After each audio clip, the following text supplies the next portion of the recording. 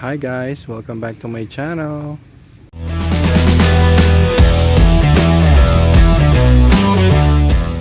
Okay, so good afternoon, no? Another maintenance day na naman. At today, ang project naman natin is itong aking Lolo Fuego na may IPV body o yung FB body. So, Fuego yung harap, pero yung likod is pang L3 or yung tinatawag nilang IPV, Isuzu IPV. Okay, so introduce ko lang sa inyo, no? Hindi ko pa napapakita sa inyo kasi laging may biyahe itong aking workhorse na to eh. So ito yung Isuzu IPV year model 2000. So 22 magto 22 years old na to. Kaya lolo na. So 4JA1 the legendary 4JA1 engine ang Isuzu hanggang ngayon ginagamit pa din sa mga crosswind at sa mga Highlander, sa mga unit ng Isuzu. Actually ginagamit nila tong makina na to, hindi nila pinapalitan. So ito is the NA model, hindi yung turbocharge na papunta dito yung intake pabalik dito. So ito intake lang diretso. Okay, so ayun, yun lang naman siya. So today magchi-change oil tayo, no? Ang una natin gagawin, i-drain natin yung oil dun sa baba, sa oil pan located there. Tapos tanggalin natin tong oil filter nya, and then ayan, salina na palitan natin yung oil filter, tapos salina natin bagong langis. Okay, pakita ko na sa yung mga gagamiting tools. So yan, kailangan natin ng yung paglalagyan ng oil. Tapos again, Aisin, ito ginagamit kong brand kasi ang ganda siya. Toyota ang may gawa. Actually mas maganda pa nga ito sa Toyota na langis eh. Tapos 10W40 semi-synth kasi nga every 5,000 pinapalitan ko rin naman. Tapos ang capacity kasi ng 4JA1 is 4.5 to 4.6 liters with oil filter. Kaya buti na lang may natira dun sa change oil natin dun sa Lancer. Tapos plus itong 4 liters dito, kaya sakto yan. And then oil filter, ito yung part number na bibili nyo para sa mga 4JA1 C512 oil filter. Yan siya, yung kulay yung kita mo kaninang nakatayo doon. Yan, tapos again, in case na mahirap tanggalin, pero ako nagkabit niyan ng last time kaya madali lang tanggalin yan kasi hand tighten lang yan. Pero in case mahirap tanggalin, nagamit tayo ulit ng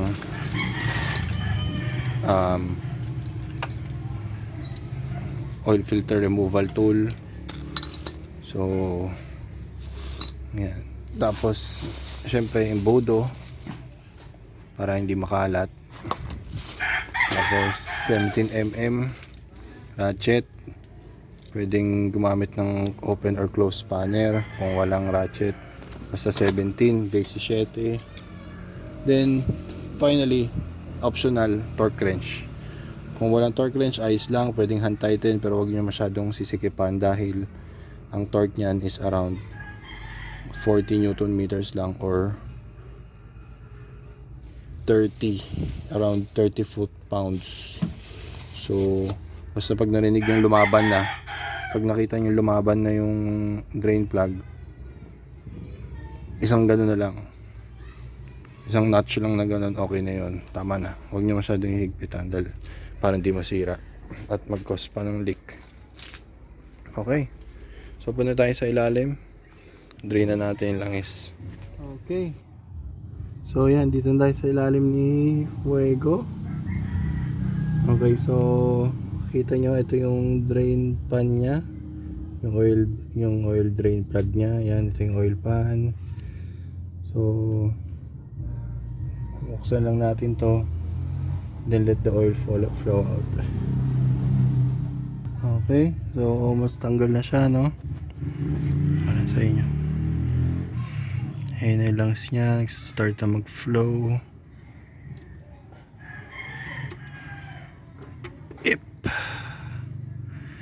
Yan. Ayan natin mag-drain yan. Tapos tanggalin na rin natin yung filter dun sa taas habang nagde-drain siya.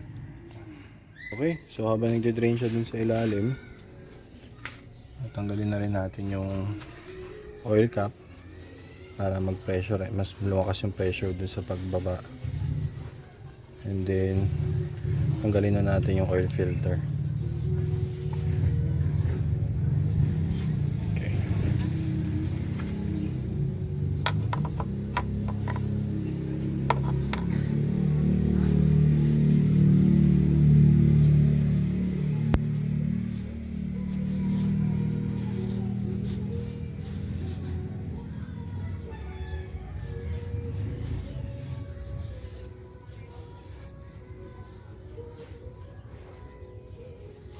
Linisin lang yung mating surfaces.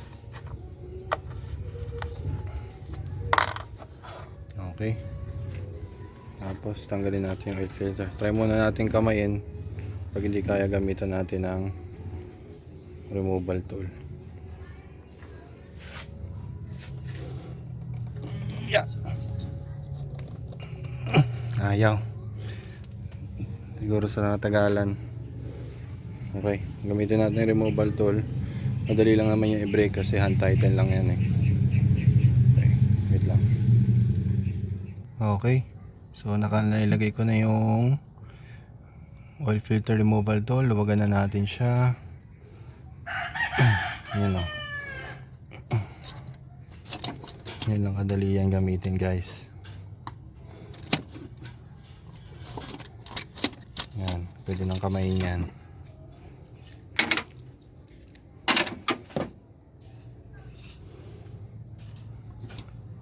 At lang magiging makalat yan. Kaya muna bumaba unti-unti para hindi mag-overflow yung langis. Since ang maganda nito, guys, pababa kasi yung oil filter. Unlike pag sa iba na patagilid or yung paibabaw katulad sa Lancer, pag tinanggal mo, messy kasi may laman yung filter. Ito kasi pababa, so habang nagde-drain dun sa ilalim, natanggal na rin yung laman nito. Yan o, kikita nyo may nag-overflow na konti. Yun yung laman pa ng filter. Yun. So di talaga may iiwasan. Okay, tanggalin na natin fully. Yeah. Yan na siya. Out with the old. Then palitan natin ng bago. So again, same procedure. Yung bago, lagyan nyo lang bagong langis din dito sa labi bago nyo ikabit doon. Pero bago yon, linisin muna natin yung mating surface nun.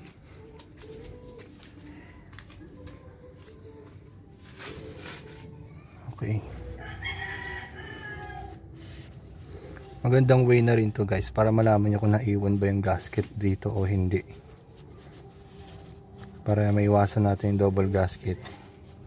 So kung double gasket ka, again, sabi ko na ito sa last video ko, pag naiwan yung gasket dyan ng oil ng dating filter, di mo napansin, tapos kinabit mo ulit yung bagong filter na mayroon ding gasket na kasama, double gasket siya, mag-leak yung langis mo dito. Hindi siya mag-seal ng tightly. Kaya make sure yung tinanggal mong filter, nandun yung gasket nya. Tulad nito, dyan yung gasket nya. Okay, yun lang. Balik tayo mamaya. Okay, so Habang nagde-drain pa dun sa ilalim, meron pa siyang mga tumutulo-tulo pa doon. Ay, kung makikita nyo, meron pa tumutulo-tulo. Pwede na natin ikabit tong bagong filter since pababa naman siya. So again, lagyan natin ng konting lubrication. Ano guys, maganda tong, para sa akin may opinion, maganda tong isin kasi pwede siya sa gasolina, pwede siya sa diesel. Ayan o. For gasoline and diesel engine application.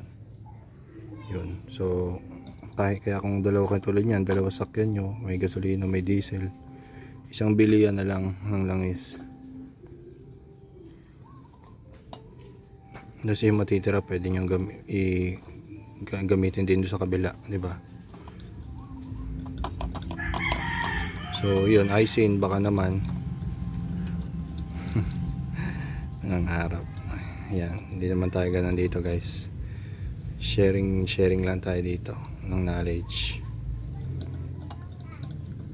Shoutout pala kay Doc Chris, Easy Works Garage.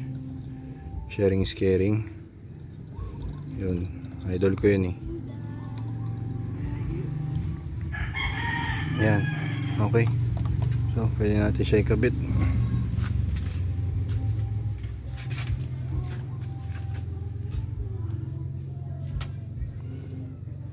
Ayan, untighten lang naman yan, yung pinaka maigpit na kaya ng kamay.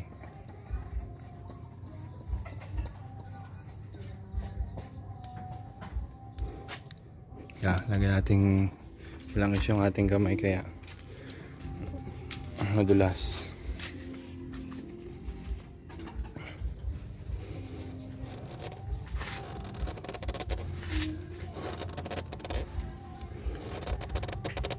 Okay. Yan, pinakamaigpit ng kaya ng kaliwa kong kamay. Meron pa. May higpit pa. Okay. Pwede na yan. Maigpit na yan. Okay. Yun na. Nakabit na natin yung bagong filter. Nantayin na lang natin maubos yung langis dun sa baba sa pagtulo. Then maglagay na tayo ng bago. So again, 4.5 liters to 4.6 liters capacity ng 4JA1. So marami tayong magiging project dito guys, no? Habang ganyan, kwentuhan ko lang kayo saglit. So una, syempre engine cleanup. So kitang kita nyo naman may mga tagas ng langis. So papalit tayo ng valve cover gasket. Same time, since tatanggalin na natin valve cover, tune up na rin natin ang valve clearance naman ito. Screenshot nyo na to guys. Mga naka 4JA1 engine dyan. Every 5K change oil, palit ng fuel filter every 15,000 km. Ito yung fuel filter nya guys. Sabay ito. Yan, may parang oil filter din yan na maliit yan. So tanggalin mo lang naman yan, tanggalin mo tong hose, yung in tsaka out nya. Mabaliktad, in, out. Tapos matatanggal mo na yan. Tapos palit lang. Tapos air cleaner, clean element every 5,000.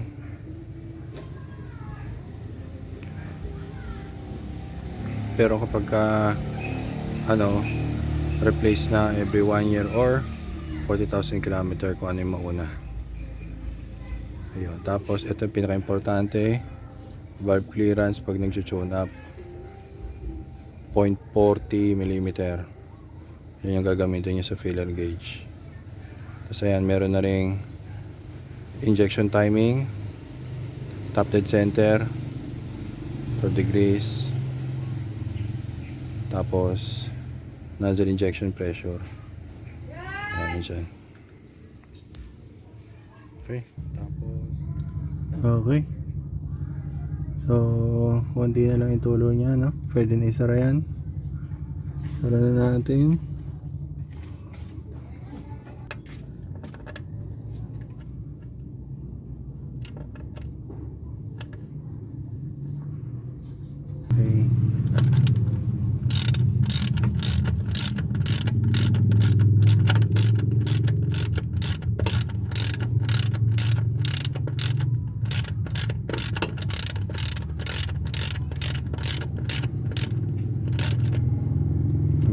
40 foot-pounds, I mean 40 newton meters, or around 30 foot-pounds. Isan muna natin ulit. Okay. Tingnan natin yung torque range.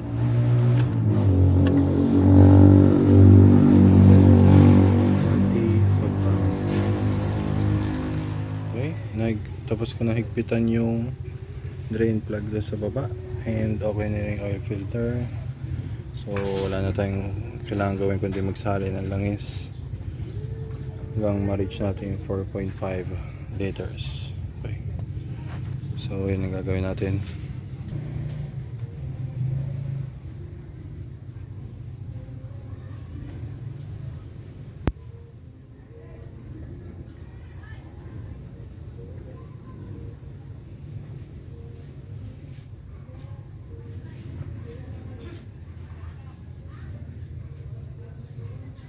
Okay, so that's it. Ganun lang mag-change oil, guys.